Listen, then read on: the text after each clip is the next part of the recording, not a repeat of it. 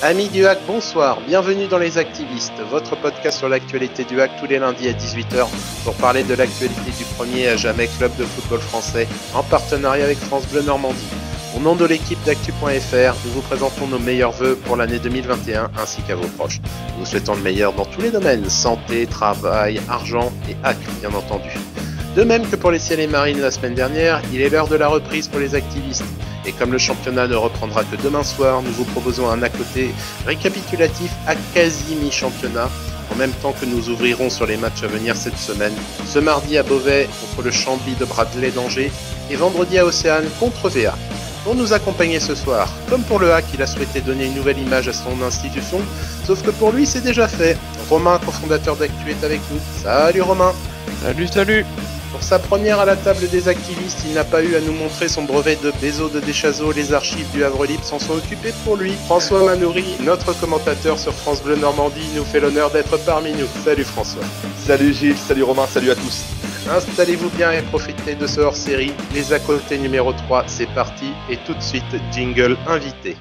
Donnez-moi de l'information, des nouvelles fraîches de toute urgence. L'actualité doit primer, rien ne peut l'arrêter.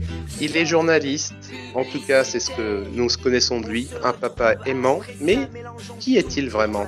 Accusé François Manoury, veuillez décliner vos noms, prénoms, âge et qualités s'il vous plaît. Je me lève. François Manoury, je suis né le 18 janvier 1976 à Sainte-Adresse, à la Roseraie. Mes qualités, papa aimant, ça me va très très bien. C'est, je pense, la plus belle qualité que l'on puisse me donner. Numéro de carte de presse et expérience en tant que journaliste, je vous prie. 89 669. J'ai débuté comme correspondant à la presse havraise. Mon premier papier date de mars 1995. Il est précieusement gardé dans mes archives. J'ai été embauché en octobre 99. J'ai fait plus de 20 ans à la presse havraise, puis ensuite à Paris-Normandie après la fusion des deux titres. C'était en 2005, l'année de naissance de mon grand garçon maintenant. Et j'ai donc quitté Paris-Normandie après plus de 2 belles décennies en novembre dernier pour pouvoir me consacrer pleinement à France Bleu Normandie où je suis très heureux de pouvoir commenter les matchs du HAC. François, j'ai eu l'occasion de t'en parler précédemment, même en privé. Moi, les premiers papiers effectivement que j'ai vus de toi, c'était concernant les jeunes du HAC dans Havre Libre. Et je voulais savoir, donc, tu nous as expliqué un peu de ton expérience. Comment as-tu fini au micro de France Bleu? On est venu te chercher, tu as fait acte de candidature. Comment ça s'est passé? Disons que c'est un long cheminement. Vous savez, dans le milieu du journalisme, on a des réseaux, des contacts. J'ai eu l'occasion de travailler parallèlement à mon activité à Paris-Normandie pour d'autres radios. J'ai eu l'immense plaisir de suivre pendant quelques saisons l'équipe de Sedan. Alors, vous allez me dire, mais pourquoi, en tant que Havrais, tu as été amené à suivre Sedan? Tout simplement parce que la radio RVM dans les Ardennes rechercher un journaliste pour commenter les matchs de Sedan à l'extérieur et que cette opportunité s'est présentée à moi. Je l'ai saisie. J'ai commencé donc à me forger une petite expérience déjà dans le monde de la presse parlée. Et puis, Sedan a déposé le bilan. C'était en 2013. Et voilà, de Radio Gogo, le bouche à oreille, un patron de la radio Oxygène basé dans le Maine-et-Loire, connaissait mon parcours, mon profil et m'a sollicité également pour retransmettre les matchs d'Angers, également à l'extérieur parce qu'il avait, ce sont des petites structures, vous savez, donc libérer un journaliste, c'est pas toujours évident. Hein, ils sont généralement un ou deux, donc les mobiliser sur tout un week-end, c'est quasiment impossible dans le planning. Donc voilà, j'ai tisser des liens, créer ce petit réseau et puis voilà, le France Bleu savait que j'avais cette appétence pour la radio et après le départ de Bertrand Queneut, voilà, il y a eu l'intérim avec Esteban Pinel et il recherchait quelqu'un basé localement qui avait déjà une bonne connaissance du club et donc voilà, cette opportunité s'est présentée à moi et il n'était pas question que je la laisse filer parce que c'est un métier, mais avant tout une passion. Tu parlais justement de Bertrand et d'Esteban précédemment. Tu nous as parlé de ton expérience, de tes expériences précédentes en suivant Sedan et Angers. Est-ce que dans ce métier du commentaire radio, tu as des exemples ou des modèles qui t'inspirent pour tes propres commentaires? Et ben Manu Kennel qui a bossé pour France Bleu, qui aujourd'hui profite d'une retraite bien méritée, est pour moi quelqu'un de voilà un exemple dans ses commentaires de match, dans ses interviews, sa capacité à ne jamais lâcher son interlocuteur, à lui reposer 3, 4, 5 fois la même question, mais avec des formulations différentes pour arriver à faire parler le joueur ou l'entraîneur ou le dirigeant. Donc Manu Kennel, ouais, pour moi c'est quelqu'un qui m'inspire beaucoup. J'ai le souvenir également d'avoir assisté à ses côtés un match de hockey. Je me dis mais moi je pense que je serais incapable de commenter un match de hockey, ça va être tellement vite. Bon, en plus je connais pas bien les règles, et lui il était là à l'aise, à tout bien raconter, tout bien relater, à mettre du décor, de l'ambiance, des odeurs, enfin tout ce qui fait le sel et le charme de la radio. Donc voilà, vous me posez la question, la première personne à laquelle je pense, c'est Manu Kennel. S'il nous écoute, on souhaite un bonjour au Jacques Vendroux au Normand. Je pense qu'on peut bien résumer, Emmanuel, comme ça. Romain, est-ce que tu souhaitais, toi, poser une question à notre invité du jour? Bonjour François, on est très content de te recevoir dans les activistes. Je voulais tout simplement, je ne veux pas faire dans l'originalité, je voulais tout simplement connaître ton meilleur souvenir avec le hack. Oh là là, il y en a tellement. Bah, je vais pas être original si je vous dis le hack Mulhouse. C'était l'un des tout premiers matchs que j'allais voir à Deschazos. J'avais 9 ans. Donc forcément, ça reste un grand moment. Il y en a d'autres, forcément. Alors là non plus, je vais pas être original, mais le match contre Bastia, le 6-0, le dernier match de cette saison magnifique. Malheureusement, pour tout vous dire, j'ai perdu un être cher cette saison-là. Et voilà, il y avait beaucoup de sentiments qui s'entremêlaient. La joie de voir ce stade des Chazeaux vibrer comme rarement, de voir cette liesse, de voir le hack voilà finir en apothéose cette saison-là, et puis parallèlement voilà un très très très gros pincement au cœur, parce que voilà cette saison-là avait été marquée par le décès de mon ami d'enfance. On était ensemble au collège Léo Lagrange, juste à côté du stade des Chazeaux. On allait tous les matins ensemble au collège, on passait devant le stade. C'était super sympa, de super souvenirs. Voilà, après il y a d'autres très très bons souvenirs. Mais bon, voilà, je pense que Hack Mulhouse et puis Hack Bastia, c'est vraiment les deux temps forts des matchs que j'ai pu voir du HAC. Eh bien, en tout cas, merci François pour cette présentation. Nous allons maintenant attaquer le dur. Bilan à quasi mi-parcours. C'est parti.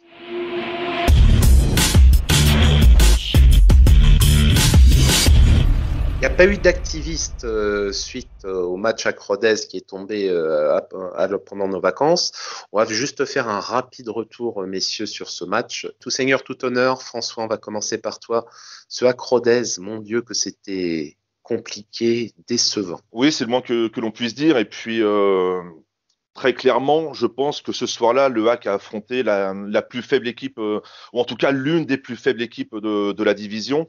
Donc, ne pas avoir réussi à conserver même ne serait-ce que le 1-0, c'est frustrant. Mais vu la physionomie du match, finalement, le HAC a donné à Rodez le bâton pour se faire battre, ou en tout cas pour se faire égaliser. Et moi, ce qui m'a aussi choqué, c'est qu'après l'égalisation de Rodez, on a vu une équipe avraise encore très très très fébrile, et une équipe de Rodez qui continuait à jouer de l'avant, et qui finalement se disait qu'il y avait peut-être moyen de repartir du Stade Océane avec plus qu'un seul point. Donc ça a été une soirée pénible, mais comme celle qui avait eu lieu lors du précédent match au Stade Océane contre Clermont. Alors contre un adversaire d'un tout autre calibre, c'est vrai, mais ce soir-là, et pourtant c'est vraiment très très rare, mais je me suis ennuyé au micro. J'ai pas pris beaucoup de plaisir sur ce match contre Clermont, peut-être un petit peu plus contre Rodez, paradoxalement, mais c'est vrai qu'on termine l'année 2020 quand même sur une note très, très, très décevante et amère. Toi, Romain,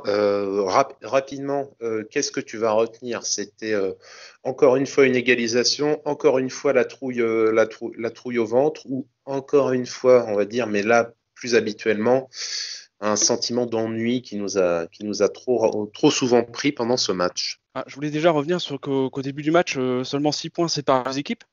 Donc, à un moment donné, il va falloir aussi que les joueurs comprennent que même si on joue plus la montée, il va pas falloir faire jouer trop à se faire peur, surtout. Donc, Rodez repart avec un point au Stade Océane.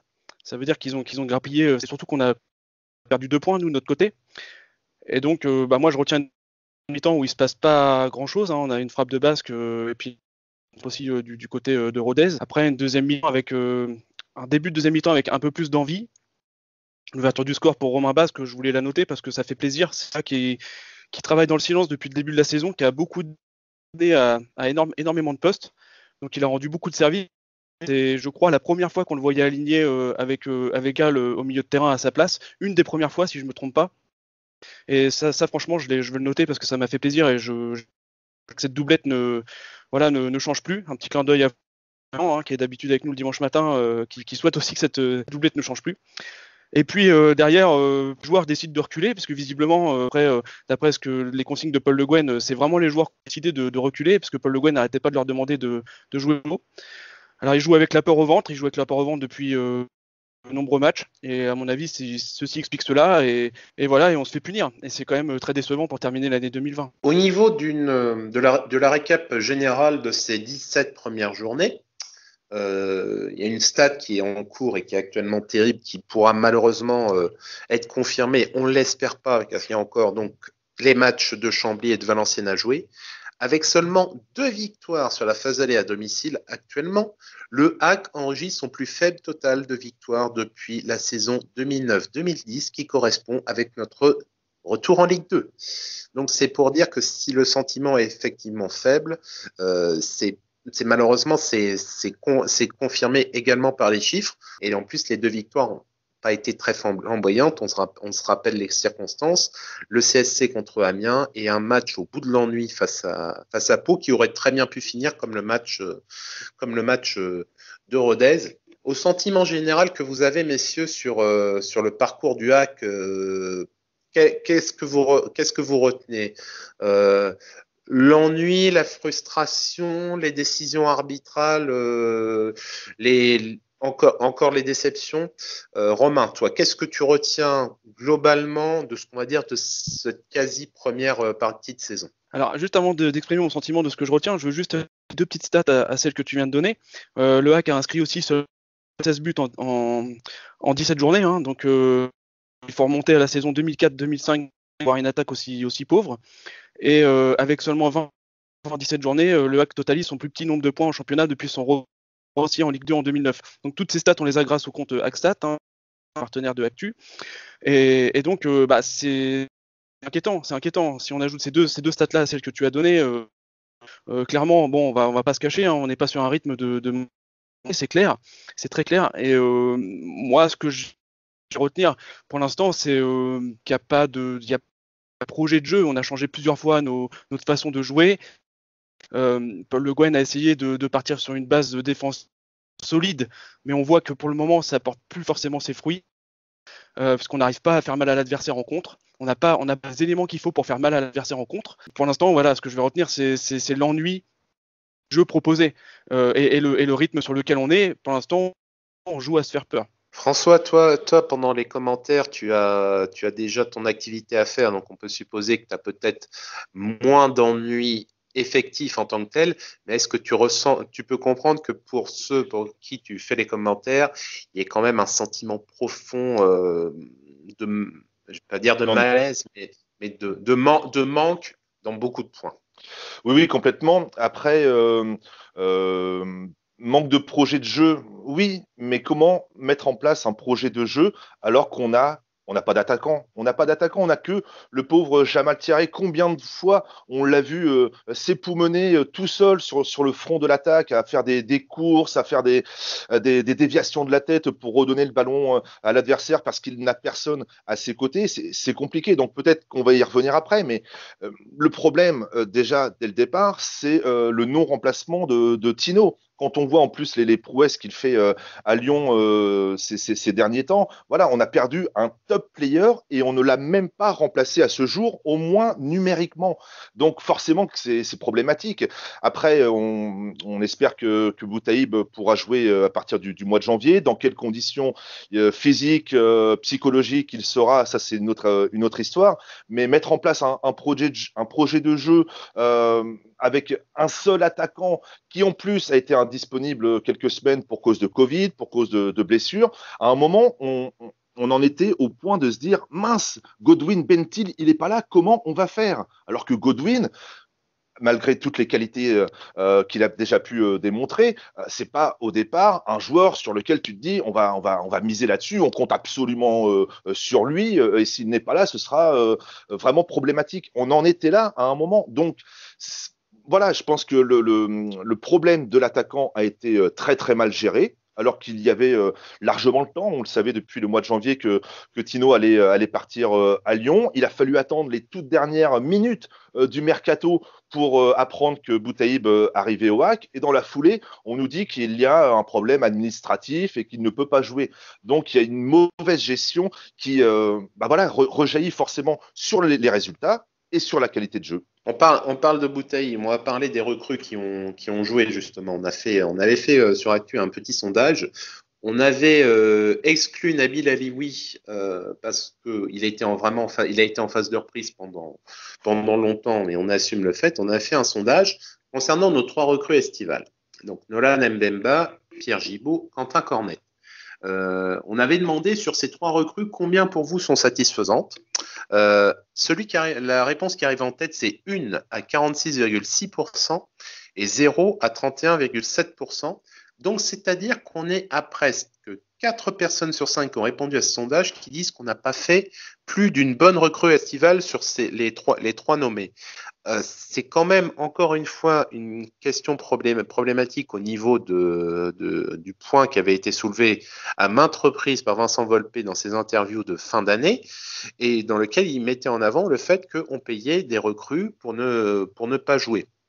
Sur les recrues, sur les 3 cités, Nolan Mbemba a joué 11 matchs pour 643 minutes, donc 58 minutes par match, le tout pour un but marqué, même si c'est pas ce qu'on lui demande en priorité, un but marqué qui en plus ne servait à rien. Dommage vu qu'en plus il était vraiment très beau. C'était dans les arrêts de jeu à Grenoble.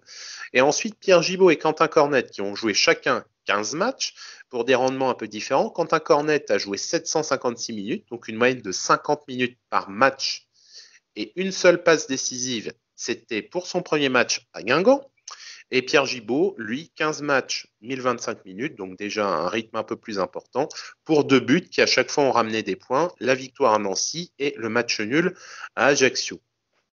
Romain, pour toi, combien, parmi les 3 recrues qu'on a dit, on mettra le cas Nabil Alioui de côté, on en parlera plus tard, sur Gibaud, Mbemba, Cornet, combien de bonnes recrues pour toi? Je vais rejoindre les je pense une recrue qui est Pierre Gibaud, plus expérimenté il a marqué 2 buts parce qu'on lui demande, mais tant mieux. Maintenant, c'est pas non plus hyper flamboyant parce que pour l'instant il a dépanné au milieu, au centre de la défense, à droite, on ne sait pas trop. Sur les derniers matchs, il était plutôt aligné à droite, puisque on a un Fernand Mayembo qui est quand même qui est bien en forme cette saison, et tant mieux. Donc je vais rejoindre l'internaute, une recrue qui est Pierre Gibaud pour moi. Après Nolan Mbemba a un mauvais début de saison, notamment à cause de son exclusion. Quentin Cornet traverse des mi-temps complètement dans le bar et des sortir sur un match quelques beaux ballons, etc. Alors après il apporte énormément sur l'arrêté, c'est la grosse qualité que je encore beaucoup trop peu dans la construction du jeu. Donc voilà, ouais, une bonne recrue pour l'instant, une bonne recrue estivale. François, est-ce que tu rejoins l'avis des internautes et de Romain dans le fait que pour le moment, seul Pierre Gibaud donne satisfaction? C'est ce que j'ai répondu en tout cas, une seule satisfaction, et également pour Pierre Gibaud, pour ses 2 buts, et puis défensivement, globalement, je trouve qu'il est assez solide. Pour Cornet, il me semblait que sa passe décisive, c'était contre Nancy, sur le corner, avec justement la tête de Pierre Gibaud. Bon, c'est anecdotique, mais quand un Cornet, il avait fait un super match à Guingamp, on s'est dit à ce moment-là, waouh, quelle recrue, quel joueur. Et derrière, il s'est complètement éteint, son jeu s'est délité match après match, et clairement, il n'est pas à la hauteur des espérances. Nolan Mbemba, il prend 2 rouges en début de saison, ça lui plombe le moral, ça lui plombe son temps de jeu, et après, pour revenir, c'est compliqué. Mais j'irai plus loin dans la question sur les recrues de la saison passée. Combien de satisfaisantes entre Ben Mohamed, Meras et Erzoy? Là, par contre, moi, je réponds 0. Zéro carrément. Zéro carrément, même tu ne sauves même pas Meras dans le lot. Non, par rapport au pédigré du joueur, ce sont tous les 3 des internationaux, et non, Meras, je trouve que défensivement, il n'est pas suffisamment rassurant. Quand je vois comment il prend le bouillon à Toulouse sur son côté, les 2 premiers buts toulousains viennent de son côté, et ce n'est pas le super but qu'il met à Toulouse qui, pour moi, rattrape sa prestation d'ensemble, et je serais peut-être moins exigeant si il n'avait pas ce palmarès, ce standing là, et puis peut-être moins exigeant aussi si on n'avait pas connu des latéraux à gauche aussi exceptionnels que Ferland et Benjamin Mendy. Et certains, et même d'ailleurs Benoît Donquel de la presse havraise avait mis dans ses flops à Toulouse Umut Meras. Même avec son but, ça n'a effectivement pas sauvé sa prestation. Moi, j'avais parlé d'une défense, un côté gauche de défense qui avait été haché façon kebab parce que ça avait été une catastrophe effectivement à Toulouse. Et là, effectivement, si on remet encore en perspective ça, une fois de plus, les recrues n'apportent pas. Et tu avais justement un invité à la mi-temps du match de Rodez qui ne disait pas autre chose que ça, c'est que les recrues n'apportaient rien. Et quand on voyait qu'effectivement que les recrues finissaient sur le banc de touche ou ne jouaient pas, ça pose effectivement la question de la plus-value par rapport à des jeunes qui potentiellement chez nous pourraient peut-être prétendre à avoir un peu de temps de jeu ou ne serait-ce qu'un minimum les joueurs qui sont sur place. Hein. On a toujours des joueurs qui ne sont pas utilisés. On en fait venir d'autres et ça marche pas plus que ça. On parle juste un peu de Nabil Alioui vu qu'il a eu un démarrage très lent, étant donné qu'il a été blessé d'entrée et qu'il a eu du mal à se remettre dedans. Paradoxalement, donc c'est celui qui a le moins joué, il commence à apporter un petit peu plus.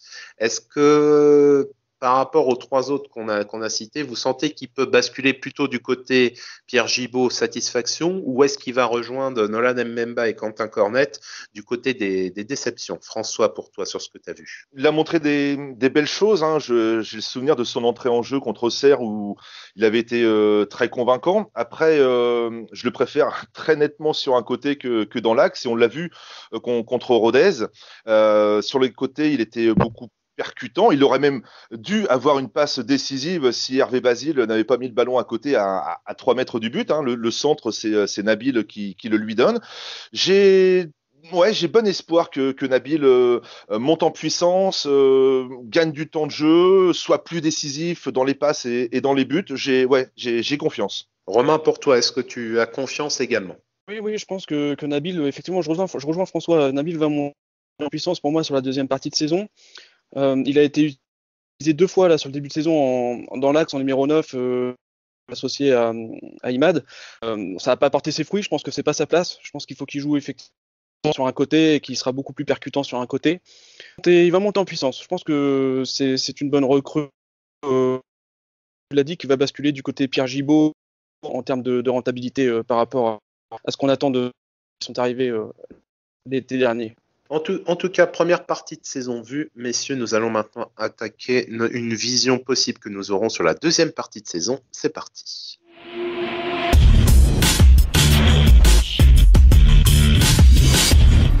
Plusieurs interrogations vont se poser concernant la deuxième partie de saison du HAC qui commence dès demain. Premier cas, messieurs, que je veux voir avec vous, un dossier qui est sur le feu depuis la fin du mercato estival et qui n'est toujours pas réglé, Khalid Boutaïb. Je voudrais qu'on parle avec vous parce que Khalid Boutaïb a signé au HAC prétendument libre. Au final, il n'a pas pu jouer pour un conflit qu'il a actuellement avec le Zamalek. À l'heure actuelle, on ne sait toujours pas si ce conflit est géré.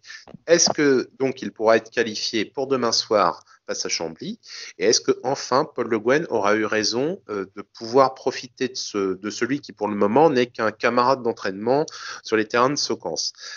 Est-ce que ça va changer, François? Khalid Boutaïb, est-ce que ça change tout s'il est dans l'équipe? Change tout, non, enfin je veux dire on va pas devenir une équipe invincible parce que Boutaïb va jouer, et je pense en plus que s'il joue il va falloir quand même être patient avec lui parce que ça fait combien de temps qu'il n'a pas joué maintenant? Ça fait plus d'un an si je dis pas de bêtises, donc l'entraînement c'est une chose, la compétition on sait très bien que c'en est une autre, donc faudra pas non plus attendre monts et merveilles de Boutaïb, mais la question c'est déjà de savoir s'il va pouvoir jouer, et là je suis désolé mais il y a un double discours entre celui que tient le président Vincent Volpe et celui de Paul Le Guen. À l'issue du match contre Rodez, je pose la question à Paul, quid du dossier Boutaïb? Est-ce qu'il sera qualifié à la reprise? Il me répond, bon, c'était peut-être pas le moment, il était peut-être un petit peu énervé par la tournure des événements, etc. etc. Il me dit, j'en sais rien, et il balaye assez rapidement la question. Quelques jours plus tard, je lis que le président Volpe assure mordicus que Boutaïb sera qualifié en janvier. Donc, sur quel pied danser, c'est très compliqué. Toi, Romain, pour toi, est-ce que Paul Le Guen a eu raison d'attendre? Quand on avait parlé justement de l'arrivée de Khalid Boutaïb dans les activistes, toi, tu avais clairement dit que pour toi, il fallait rompre le contrat parce qu'il y avait eu un problème de confiance dans le fait où on nous disait qu'il était libre, mais en fait, il l'était pas. On a gardé Khalid Boutaïb à l'entraînement.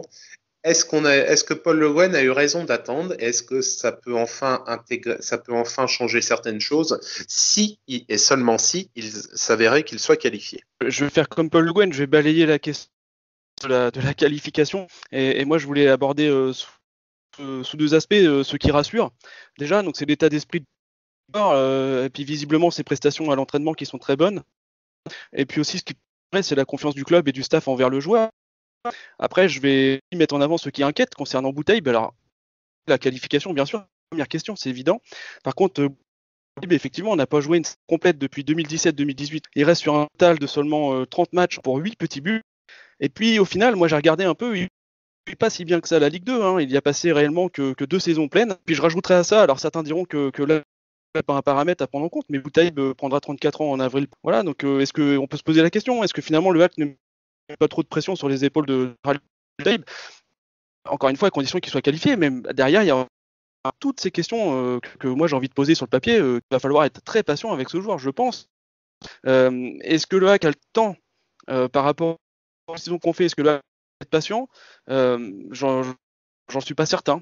La question de l'âge de Boutaïb, je vais la mettre moi plutôt un petit peu entre parenthèses parce que comme c'est pas un professionnel qui a été formaté dans le moule professionnel, c'est-à-dire il est arrivé professionnel assez tard. Donc on peut lui accorder un petit décalage dans le fait qu'il puisse avoir des bonnes années encore pour le moment. On attendra surtout, moi, la seule question qui m'importe, c'est est-ce qu'il va être qualifié là, parce que normalement, si on nous assure qu'il est qualifié normalement pour un prochain mercato, donc ça devrait être maintenant. Si on doit attendre encore le 5, le 10, et si le 10, on voit rien arriver, à un moment, va juste peut-être falloir lâcher l'affaire en n'attendant pas qu'il y ait un psychodrame jusqu'au 31 janvier en disant il est qualifié, il n'est pas qualifié, et que s'il ne l'était pas, là pour le coup, il serait pas qualifié du tout pour le reste de la saison. Et encore une fois, ça pourrait être un sujet de moquerie sur la gestion administrative de la signature des recrues. Concernant les mercatos à venir, messieurs, Paul Le Guen a déjà dit qu'il n'aurait sûrement personne et que sauf catastrophe nucléaire, il n'y aura pas d'autres recrues que Boutaïb éventuellement. Par contre, il ne serait pas opposé à certains départs.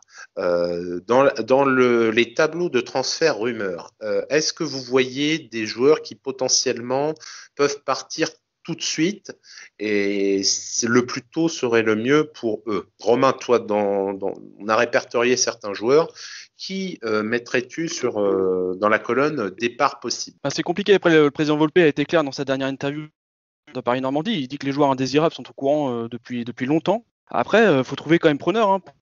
Yacouba Koulibaly, Alan Zabana qui ne joue plus depuis un certain temps. Pour un salaire comme celui de Basile, je vois pas où il peut atterrir, à part peut-être à l'étranger, mais vu les pressions, moi, ce que j'ai peur, c'est de voir partir des joueurs qui finalement auraient encore de services à rendre au club. Je pense notamment à Alex Bonnet et puis aussi à Ben Mohamed, mais il me semble qu'on va juste après, mais parce qu'il y a quelques rumeurs là en ce moment sur Mohamed. Mais je pense Bonnet qui a clairement dit que s'il avait un dernier challenge à relever et que le HAC ne lui faisait pas plus confiance que ça, il n'hésiterait pas après tant d'années passées au club. Peut-être qu'il voulait mettre un petit peu de pression aussi sur le club et il a raison de le faire. Mais je sais pas. Enfin. Je pense qu'il n'y aura pas tant de départs que ça parce que les joueurs que j'ai cités ne donnent pas forcément envie ou en tout cas je vois pas où est-ce qu'ils pourraient atterrir. François, pour toi, est-ce que tu as des infos ou un sentiment qui te fait dire qu'il y a des joueurs sur le départ pour le mercato hivernal en attendant, si on ne trouve pas, que les fins de contrat fassent leur office à la fin de l'année? Ça va pas être drôle, mais je rejoins complètement Romain. Effectivement, Yacouba Koulibaly, Alan Zabana, quel point de chute pour ces joueurs-là, je vois pas trop. Et je voudrais juste faire une petite parenthèse. Quand je vous parlais de double discours tout à l'heure, mais c'est la même chose là concernant le mercato. Pareil, à l'issue du match contre Rodez, je pose la question à Paul Le Guen. Il me répond il ne faut pas s'attendre à voir arriver 2-3 joueurs. 2 jours après, dans l'interview de Benoît Donquel, paru dans Paris Normandie avec le président Vincent Volpe, le président n'exclut pas, si une opportunité se présente, qu'il y ait du renfort. Donc là encore, on entend 2 discours complètement opposés. Donc je pense que le mercato, de toute façon, va être très très calme. Il y a le contexte économique, Covid et puis Mediapro, et je vois mal effectivement, pour rejoindre Romain, je vois mal des clubs se bousculer pour recruter Yacouba Koulibaly ou Alan Zabana. Zabana, mais quelle énigme ce joueur! Comment a-t-on pu faire venir un joueur sans jamais lui donner sa chance? On ne sait même pas ce qu'il vaut réellement, Alan Zabana. On l'a vu combien de fois à l'œuvre, on l'a vu faire quelques petits bouts de match ça et là, mais que ce soit avec Oswald Tanchot ou que ce soit avec Paul Le Guen, Alan Zabana ne joue pas. Donc là encore, il y a eu une sacrée erreur de casting. Une erreur de casting, en plus, qui de mémoire coûtait quelques centaines de milliers d'euros au club, vu que ça avait fait partie des paris comme avait été Ebenezer à 6 fois autour du million d'euros, un pari qui a été perdu dans ces deux-là. Il y a des paris qui réussissent et qui, eux, permettent de rapporter de l'argent, mais effectivement, c'est une énigme. On ne s'est jamais caché que dans la communauté des supporters, il y a un énorme point d'interrogation au-dessus d'Alan Zabana et on ne sait pas pourquoi, même, on en avait parlé, que même la saison passée, il y avait des situations qui imposaient de faire rentrer un attaquant. Alan Zabana était sur le banc et on mettait sur le terrain un joueur qui n'était pas attaquant. Donc, effectivement, il y a un gros souci à ce niveau-là. Ouais, non, je ne sais pas ce que vous en pensez, vous, personnellement, mais moi, les quelques bouts de match que j'ai vus d'Alan Zabana, j'ai trouvé, dans l'ensemble, qu'il ne déméritait pas et voilà, qu'il ne faisait pas pire, en tout cas, que d'autres joueurs qui jouaient à sa place. Oui, non, mais là, on est tout à fait. Moi, je suis en tout cas tout à fait d'accord là-dessus. Ce qui est terrible, en fait, avec Alan, c'est qu'on peut même pas savoir s'il est bon ou mauvais. Et vu qu'il a jamais eu une quantité de matchs suffisante pour qu'on puisse commencer à se faire un avis sur son niveau réel en conditions réelles. En conditions réelles. Et ça, c'est sûr que on aurait aimé qu'il mange un petit peu plus pour voir un petit peu ce que ça valait. Alors, ensuite, peut-être qu'il est tellement mauvais à l'entraînement qu'il ne mérite même pas sa place dans le groupe. Ça, ensuite, c'est de l'avis, c'est des décisions de coach qui font que peut-être c'est ça. Mais c'est vrai qu'on n'a jamais eu trop d'informations à ce sujet, on est obligé de faire avec juste les informations qu'on a. Au niveau des fins de contrat qui vont arriver, d'ailleurs, il risque d'y avoir potentiellement un wagon de départ à la fin de la saison. On a évoqué le cas donc d'Alex Bonnet, qui est dans l'inconnu, dans l'expectative. On aimerait en tout cas qu'il n'ait pas une fin, qu'il n'ait pas un champ du signe aussi mauvais que ce qu'on lui réserve. Peut-être que le but qu'il a mis à Toulouse pour son entrée va peut-être donner un coup de fouet. Hervé Basile, on se fait très peu d'illusions sur une possible signature au HAC. Son apport a été indigne de l'investissement qui a été mis sur lui pendant ces 2 années. Alan Zabana apparemment est en fin de contrat également, donc on ne se fait pas trop d'illusions non plus sur lui. Yacouba Koulibaly, c'est pareil. Et il y a également Pierre Gibaud qui apparemment n'avait signé que 1 an. Donc, resignature à venir ou pas, nous verrons. Et il y a la dernière info qu'on a sur le côté des départs. On a lu ça donc samedi soir. Ayman Ben Mohamed aurait été prié de trouver un nouveau club. C'est le site d'information Tunisie Numérique qui a sorti. Nous n'avons pas pu recouper cette information qui a été de son côté démentie par Flo Ciel et Marine. Donc, à voir s'il y aura quelque chose à faire en plus. Messieurs, on a parlé un peu de l'effectif, on a parlé de ce qui risquait de se passer maintenant. Maintenant, on se pose juste une question. Le HAC actuellement est 13e. La montée, faut plus en parler, ce serait indécent d'en parler. Nous avons quelques points d'avance sur le premier relégable. On sait qu'en foot, ça peut aller vite, mais il y a quand même des clubs qui, si on finit derrière eux à la fin de la saison, c'est juste qu'on a tout gâché. Quel est maintenant l'objectif pour ces 21 derniers matchs? Est-ce qu'on essaie quand même de rechercher un classement en fin de saison, histoire de faire 7-8e, ou est-ce qu'on acte le fait que la saison est définitivement perdue et on se sert de ces 6 derniers mois comme d'un laboratoire pour enfin postuler à quelque chose de beaucoup mieux la saison prochaine, ce qui implique définitivement de mettre au placard certains joueurs et d'en faire monter plusieurs de la réserve, ou d'intégrer au moins de manière plus active des jeunes qui ont pour le moment un temps de jeu trop faible par rapport à ce que certains voudraient avoir. François, qu'est-ce qu'on fait ? Déjà, dans un premier temps, il faut faire extrêmement attention parce que il y a que 6 points d'avance sur la zone rouge, même sur la lanterne rouge. Donc 6 points, il n'y a pas une marge quand même très très importante. Le match à Chambly, je pense qu'on est tous d'accord pour dire que ça va être très très compliqué là-bas contre une équipe qui est formatée, préparée pour le maintien, alors que le HAC se retrouve dans une situation dans laquelle il ne s'attendait pas. Et d'ailleurs, c'était très intéressant ce que disait Laurent Perrelade, l'entraîneur de Rodez, après le match, quand on lui demandait quel était son avis, son regard sur cette équipe du HAC, comment il avait apprécié le fait que les Havrais aient reculé après l'ouverture du score, comment il l'expliquait.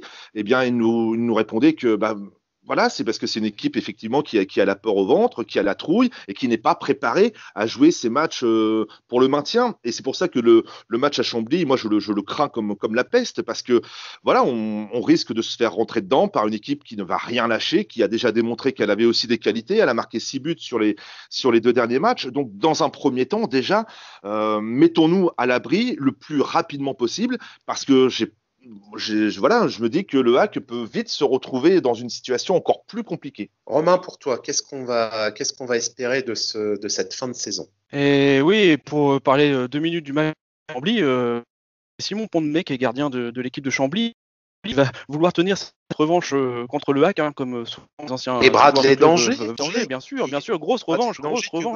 Oui, c'est clair. Il va avoir une grosse envie de s'en et donc c'est clair. Donc 2 anciens Hackmen qui n'ont pas forcément réussi sous maillot et Marines et qui vont vouloir vraiment prendre leur revanche, plus l'esprit combatif de Chambly qui a été construite pour ça, comme l'a dit François. Effectivement, le match à Chambly s'annonce compliqué pour nous. Après, plus général pour la suite de la saison, vu la qualité de l'effectif dont on a parlé, le rythme actuel, le classement actuel, personnellement même plus haut barrage pour cette. Alors, je suis pas défaitiste, c'est un simple constat. Après, ça m'empêchera pas d'être derrière les Ciel et Marines comme je le suis derrière mon écran et ma radio, et de les supporter. Mais il faut être réaliste. Maintenant, il faut pas que c'est rien. Moi, ce que j'aimerais voir, c'est voir des jeunes intégrer le 11 de départ, ou en tout cas grappiller un petit peu de minutes de jeu. Et si jamais on tire un trait sur cette saison, je pense ne faut pas tirer un trait non plus sur les objectifs du club, qui sont, comme le dirait Volpe, de monter en Ligue 1 et d'y rester. Et donc, se construit maintenant. Maintenant, effectivement, dans un premier temps, il faut se sauver de cette Ligue 2. Alors, on n'est pas basculé dans un objectif maintien, mais on s'en rapproche très, très, très dangereusement. Et le résultat à Chambord nous dira si on n'y bascule pas. Et donc, j'ai envie de dire à tout Paul Le Guen de continuer à trouver les mots, à trouver la motivation, les mots qui vont motiver ses joueurs pour qu'ils restent concentrés déjà dans un premier temps à se sauver de cette Ligue 2 et puis j'espère à jouer un simple milieu de tableau. C'est une tâche qui n'est pas facile, mais je pense qu'on est parti pour jouer un simple milieu de tableau. Espérons en tout cas qu'on ne joue pas avec la trouille au ventre et qu'on ne soit pas dans l'obligation de rejouer un match comme on a pu le jouer il y a quelques saisons à Angers où c'était vraiment à la vie, à la mort. Et on espère en tout cas qu'il y aura rapidement la sécurité pour les Havrais pour pouvoir enfin lancer dès maintenant la saison suivante, en espérant qu'elle soit un peu mieux préparée que ce que ça a été cette saison avec le non-remplacement entre autres de Tino Kadewere. Et c'est fini pour ce soir. Nous vous remercions de nous avoir suivis. Pour ne pas manquer nos prochaines émissions, abonnez-vous à notre chaîne YouTube, laissez-nous un pouce bleu, un commentaire et mettez la cloche afin d'être prévenu dès la sortie. Nous sommes également disponibles sur toutes les plateformes de podcast. Rejoignez-nous sur Twitter @actu_fr avec le hashtag activiste au pluriel, ainsi que sur notre site actu.fr pour recevoir nos alertes articles et participer au concours de pronostics. Vous pourrez nous retrouver dans les journaux matinaux de notre partenaire France Bleu Normandie chaque jour de match. Retrouvez également 100% C'est les Marines du lundi au vendredi entre 18h et 18h30 avec Greg Godefroy et François Manoury, notre invité du jour. Nous vous souhaitons une bonne soirée. À bientôt pour le prochain numéro des Activistes. Et en attendant, allez le hack et allez le hack. Merci.